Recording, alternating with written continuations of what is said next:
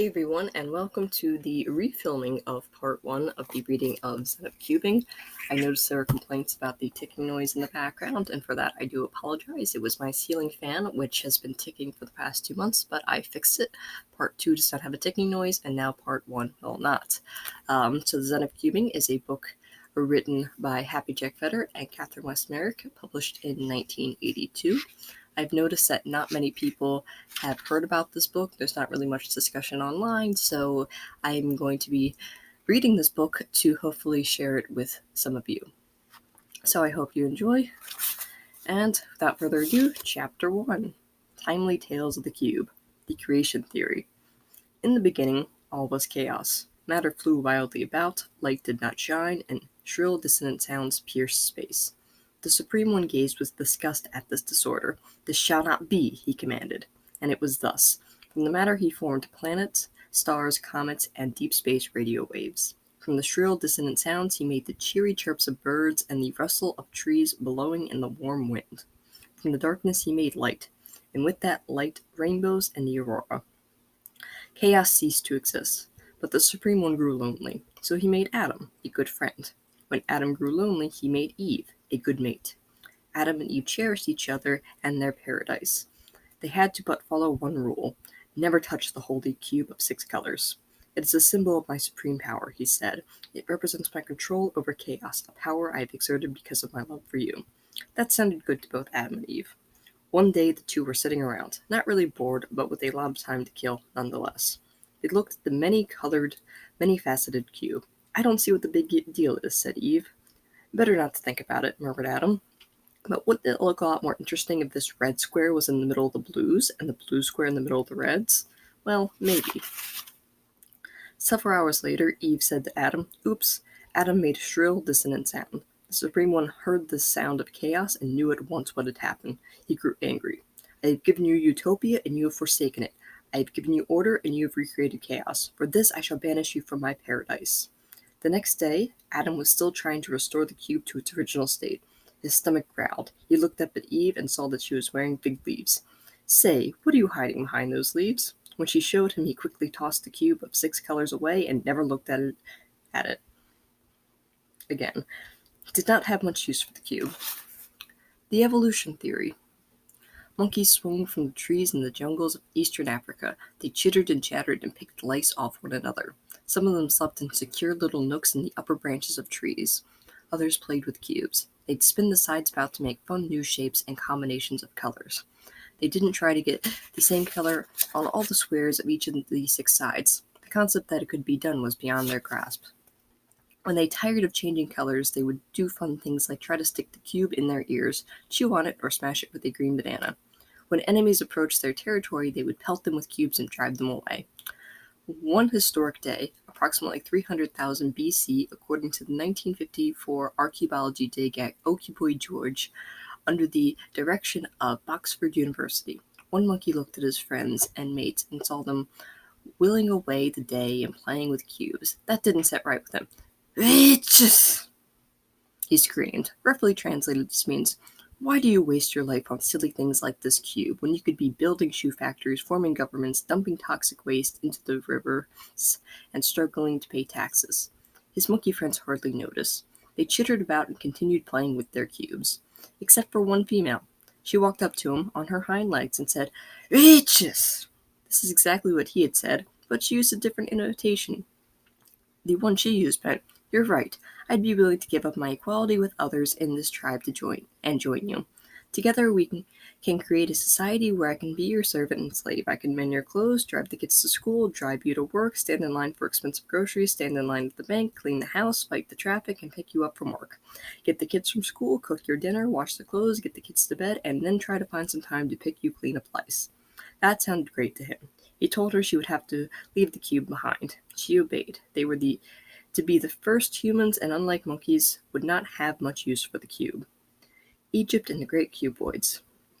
The young boy pharaoh watched with growing despair as each of his 50 most intelligent slaves struggled vainly to solve as many cubes.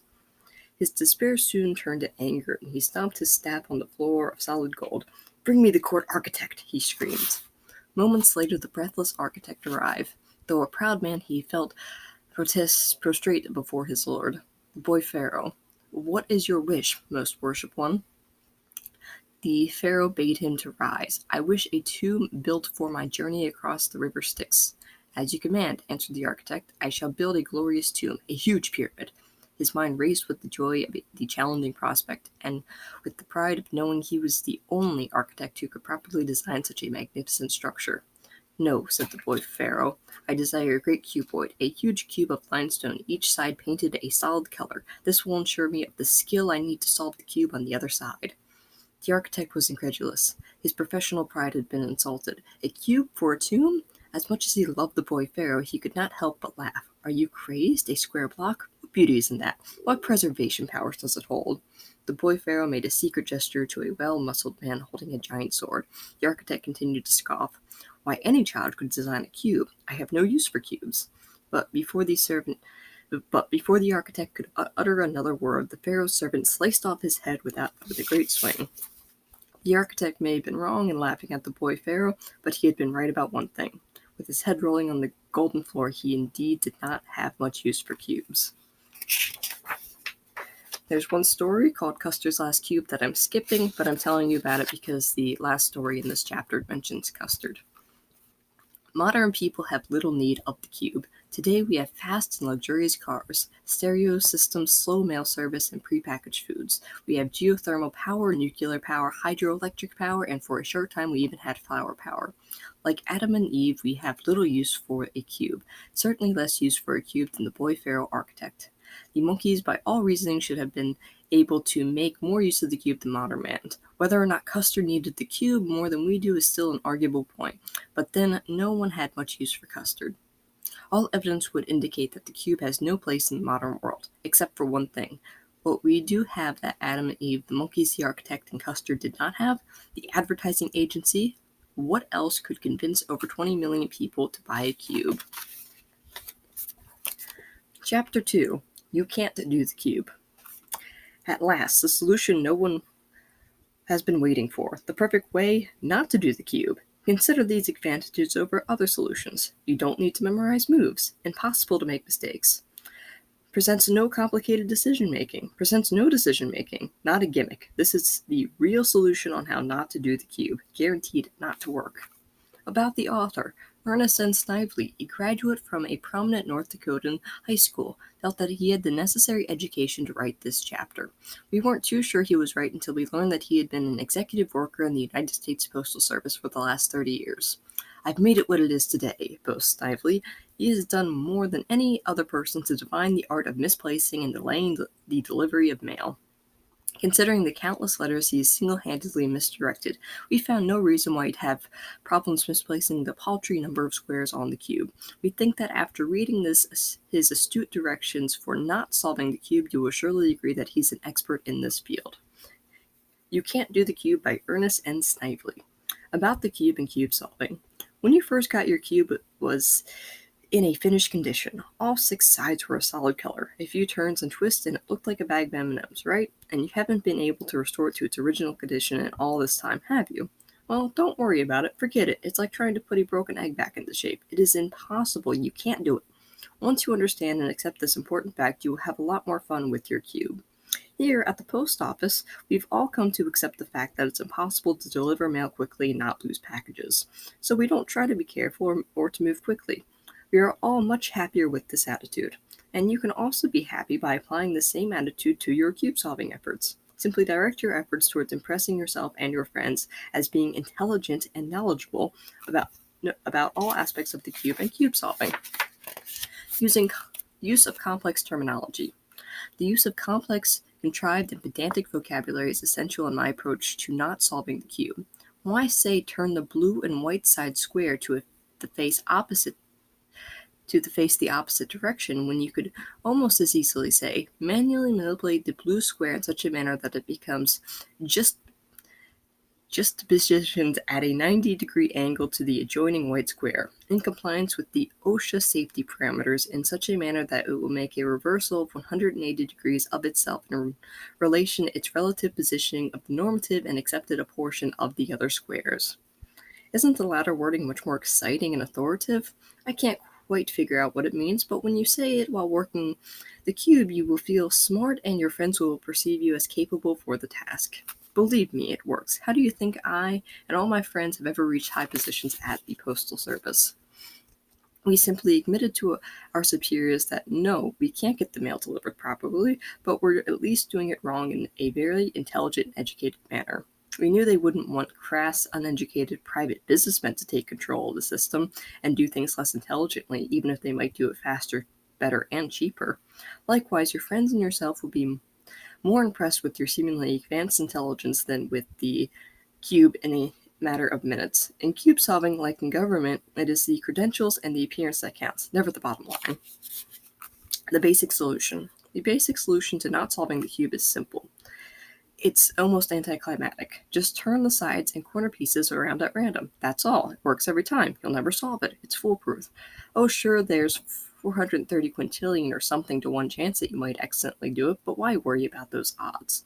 Why, you'd have a better chance of being fired from the Postal Service than you would of accidentally solving the cube. Take it from me. You have no cause for worry. Advanced challenges. After several months of not solving the cube, we'll probably be ready for additional challenges. I know I was. The best suggestion I can offer to you is that you attempt not solving the cube while engaged in some other activity. This can be quite challenging. I encourage all my fellow workers to play with the cube during work hours. Sure, it may slow things down a bit here in the office, but it does make everyone a lot happier. And being happy both in cube solving and government work is really what it's all about. Don't ever give second thoughts to the end result. Chapter 3. The Thinking Person's Solution. Good evening, fellow scientists and interested laypeople. I have been called by the university to present this lecture titled Multidimensional Time Parity Relations of Modern Cube Solving. Normally, I would not deny to devote any of my limited time to such commercialized, mundane child's toy. But there seems to be a matter of pleasing certain members of the academy who have, I digress. The sooner I get on with this lecture, the sooner we can all be finished. What I hold in my hand is a scrambled cube. I confess with some pride that this is the first time I've actually held one or even attempted to apply my universal theories to its solution. One purpose of this lecture, after all, is to demonstrate how an intelligent system of applied knowledge can quickly yield an immediate and correct solution. To begin, this is a simple cube, complete with 6 geometrically identical sides. It complies to all mathematical laws that govern such bodies. A casual further inspection reveals that each side contains 9 movable smaller cubes which can be rotated along 3 axes. Therefore, 9 squares on 6 sides presents 54 ways of organizing the cube. Also, since 6 of these smaller cubes can never change, there are but 54 different combinations possible to return the cube to its original isomorphic 6-color condition. The problem seems simple enough. I fail to understand what all the fuss is about, since mathematically one should be able to accomplish the feat of reorganizing the cube in less than 6 direct moves. Let's now turn to the blackboard, where I can graphically present the mathematical unity of this unique and colorful toy. Draws a square. Thus, the square represents the collected group of the cube's 54 combinatorial sides. You may envision it as a 4th dimension projection of a cube into our 3-dimensional world. Imagine, if you will, that we are 2-dimensional folks living there on the blackboard. Then to us the cube would appear as a many-colored area with some 54 squares, all compressed as flat as a pancake. From this perspective, each time one would twist or rotate the cube, the colors would simply and mysteriously change for us. While in this 2-dimensional world we might be baffled, and indeed its combinatorial possibilities would be infinite to us, obviously, it's to understand and to solve the problem we would have to leave the blackboard world and at least pretend to be in the third dimension to see it at least as someone folding 6 sheets of paper with as many colors. Using this model, then, the solution to the cube rests and defined as an operand R from a 3-dimensional world into a bit more complex 4th-dimensional one. To accomplish this with ease, we must accept that the square drawn here on the blackboard is actually the identical presentation as is this representation of the same cube I now hold in my hands. Let X represent the soon-to-be-solved cube, and let each of the 6 sides be called S1 to S6. Each side, in turn, contains 9 subsets which we can ignore since they are already held within the definition of each side. Other solutions suggested by some other mathematicians lose their simplicity and elegance by confusing this most vital aspect of the cube. What we need to keep in mind is the goal that each of the 6 sides, S1 to S6, should by definition be made complete and properly oriented to their respective colors. This then ends our geometric description of the cube. In case you fail to follow the logic, I emphasize that you must please refer to Quine's classic Word and Object for more detailed explanations. Now for the easy part, inspect the cube and evaluate every case in which there is no obvious one-to-one Cantorian correspondence among the sides. For example, the cube that I now hold in my hand has 29 such discrepancies, or of the 54 possible combinations, more than half of them are correctly aligned. In other words, the ideal solution for this particular case will need only 3 or 4 turns of the cube, or a 50-50 chance of success in 2 turns. Of course, this analysis is based on our 4-dimensional projection of the cube under purely ideal conditions. Getting this to work in the real world, however, may be slightly more involved, so let's begin by finding the one side that is more scrambled than any other, and hereafter refer to it as S1. Likewise, we'll call the side closest to the proper solution S6. We aim to make S1 perfect, and it stands to reason that the other 5 sides will then fall into order by Dirichlet's exclusion principles. Remember, so no side can have more than 8 misplaced cubes, and since a statistically random cube will share its probability equally on all sides, no one side can be more confused than its neighbor. With this equation, we now have a valid starting point with which to exercise our minds and acquired scientific knowledge in regards to solving the cube. We needn't twirl it around in our hands like so many frustrated monkeys. For the purpose of visual proof of the solution, I shall now manipulate the cube in keeping with the successive steps of the solution. The first fold of the cube will align all the red squares of S2 through S5 to the S1 side, leaving us with only 5 colors to work with. Thus, now we scan the cube. We again scan the cube and find that only 8 squares remain out of order, or 8 of the 54 remaining incorrect. If we were to cut the cube in half, we would not have to continue this process. However, it seems that luck is in our favor, for one more fold will do the job. Getting this last Maxwellian demon back into its box is no small feat. It calls for higher levels of set theory application.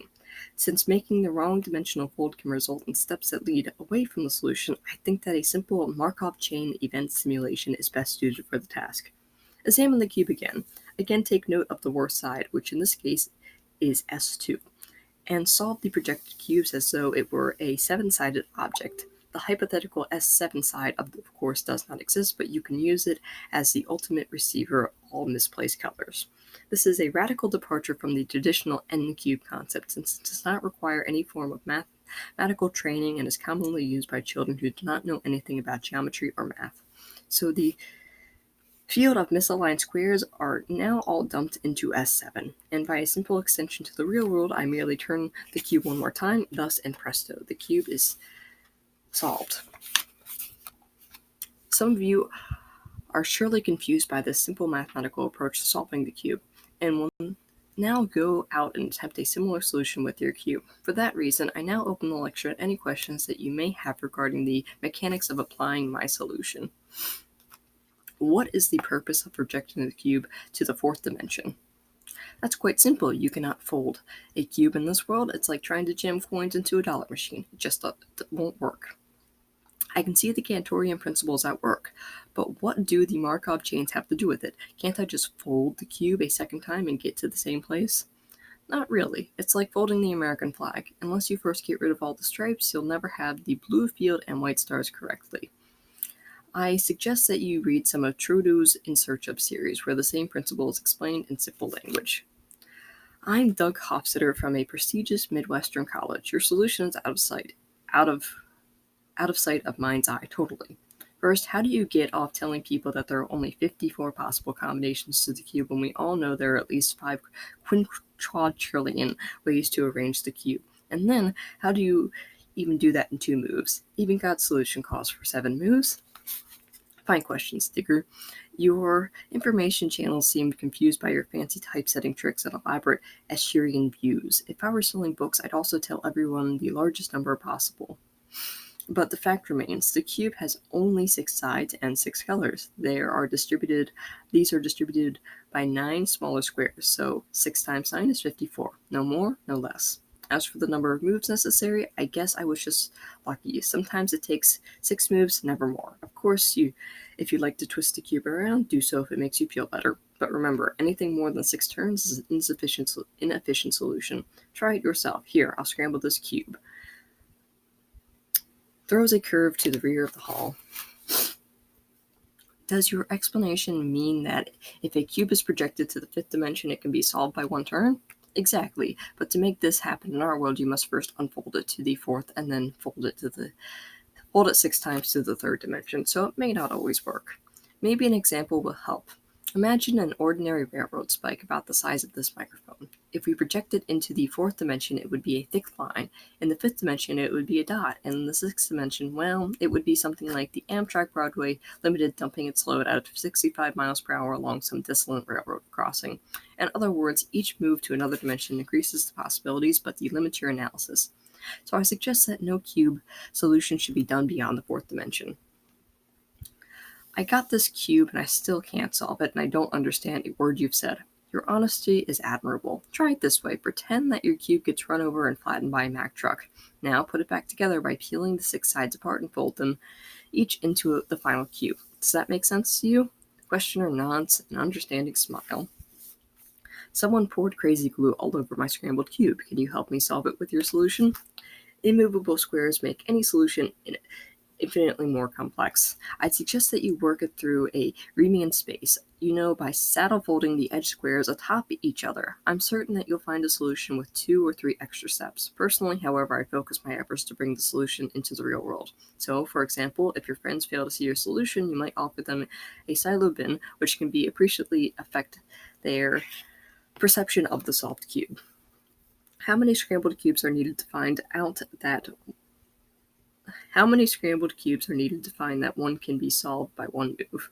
That's simple, since there are 54 combinations and each cube is identical after being solved. 6 scrambled cubes chosen at random will give you one that can be solved in 1 move. If I understand your question, to do this, project all 6 on top of each other into the 5th dimension. Now proceed to unfold them one at a time into the 4th. As you do this, you will find at least 1 cube that can be solved in 1 easy twist, according to Dirichlet's principle.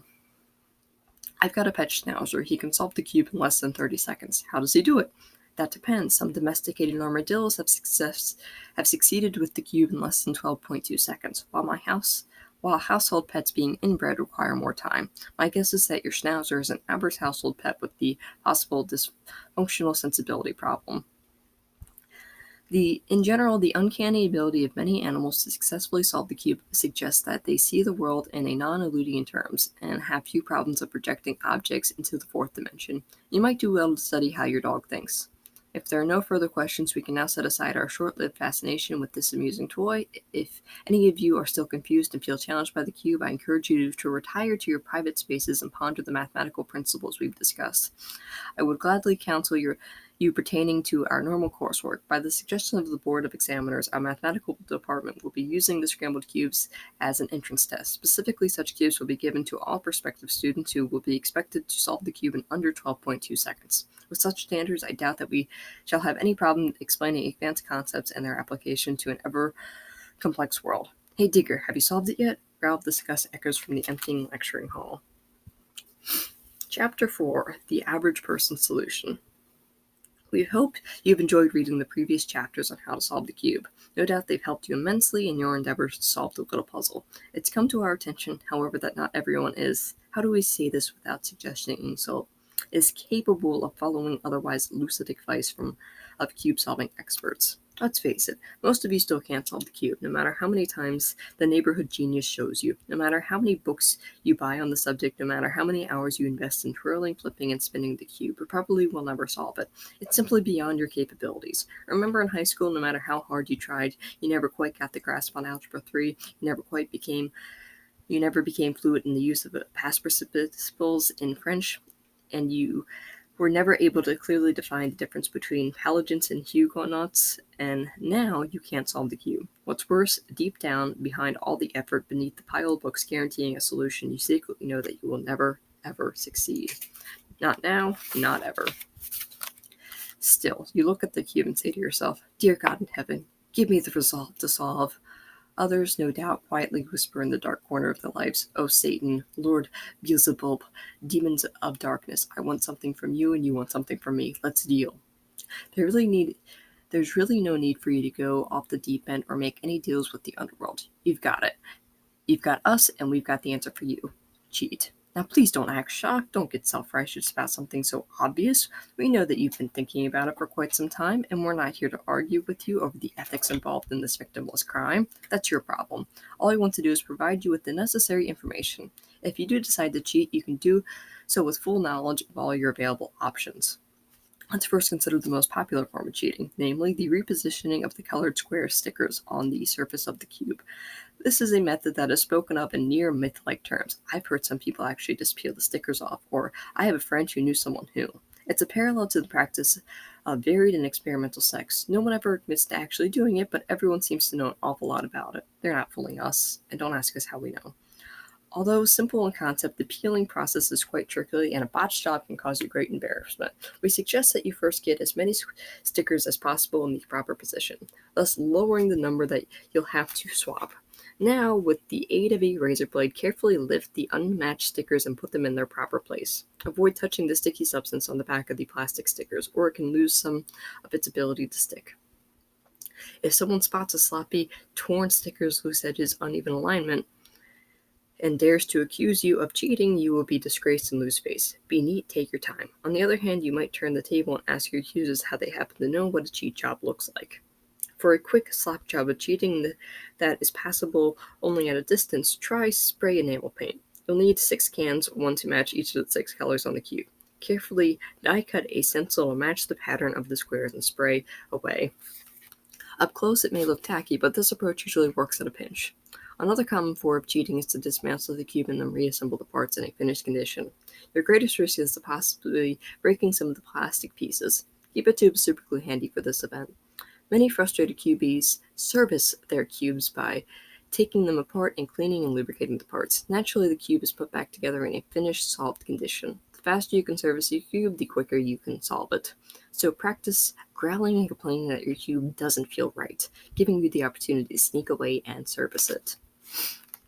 Many people hesitate in taking the cube apart, owing to a superstitious myth that has circulated for some time, namely that a cube can be incorrectly reassembled, making it forever unsolvable. Balderdash, there is no such thing as an unsolvable cube. Folklore is further promoted to provide some feeble excuse for those who would cheat. Don't fool yourself. Take pride in your cheating for what it is. Go ahead, take a screwdriver in hand and make that damn cube right again. The most advanced form of cheating involves some deft sleight of hand. For some, this can be more challenging than actually solving the cube. To do this trick, you'll need a scrambled, unsolved cube and a second new one in its original solved condition. Also, you should wear a loose, long-sleeved shirt, or better yet, an oversized sports jacket. While seemingly attempting to solve the scrambled cube with your back turned, secretly exchange it for the solved one that's hidden up in your sleeve. Prestidigitatus, There are 2 important points to remember. 1. Remember that old stage magic maxim to never perform the same trick twice in one evening. 2. Don't let anyone scramble your solved cube. These are the basic forms of cube cheating. Experiment with them and see which one works best for you. Remember to take pride in your ability to cheat successfully. It's nothing to be embarrassed about. Some people can solve cubes, some can cheat. We should fulfill our own unique niche in life.